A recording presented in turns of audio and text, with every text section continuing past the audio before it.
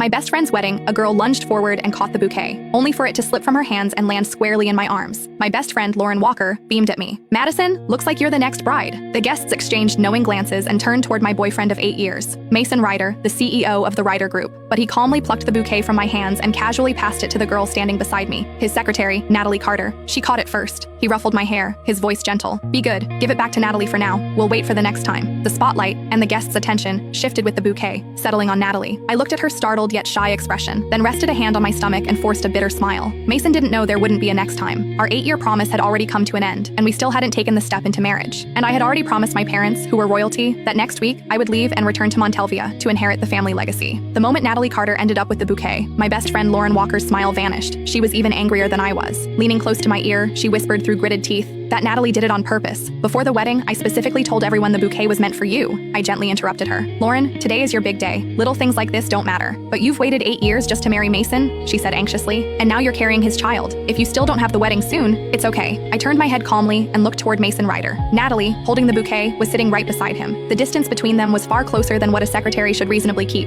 Most of the guests were friends who knew both Mason and me well. Their eyes drifted toward me, curious, sympathetic. Lauren grew even more upset and squeezed my hand tightly. "Madison, I looked into Natalie earlier. She's a calculating gold digger who specializes in seducing rich men. She's been trying to get close to your boyfriend for months. You need to be careful. Lauren, you're the most beautiful bride today. Don't worry about me." I squeezed her hand back and gave her a faint smile. "Besides, I'm not planning to marry Mason anymore. I haven't even told him I'm pregnant." My words were so shocking that Lauren's eyes widened as she stared at me in disbelief. After a long silence, she finally remembered that the wedding ceremony still had to continue. When the wedding ended, Lauren hugged me tightly. "Madison, if you need any help, just tell me. I support whatever decision you make." "What decision?" After she left, Mason walked toward me, calm as ever. "What were you two talking about just now?" Out of habit, he reached out and draped an arm over my shoulders. I shifted slightly to the side and avoided the gesture. "Nothing." He didn't seem to mind my reaction. With a soft laugh, he said, "Are you angry? Natalie caught that bouquet first, after all. She's a young girl. Of course, she dreams about weddings. Catching the bouquet was just her way of borrowing a little luck. Didn't we agree we'd wait for the next time?" He leaned closer, stroking my hair as he patiently tried to soothe me. "Why care so much about Lauren's bouquet? When we get married, I'll prepare an even more beautiful one for you. You can have as many bouquets as you want." Silently, I curled my fingers into my palm and looked straight into his eyes. "Can we get married this month then? Lauren and I made a promise when we were kids. Whoever married first, the other would marry right after. We would be each other's bridesmaids and witness each other's happiness." The air seemed to freeze. Mason's hand, which had been brushing my hair, paused midair. A few seconds later, he chuckled lightly. "You're still taking childhood jokes seriously? I'm the CEO of the Ryder Group. A wedding can't be thrown together so hastily.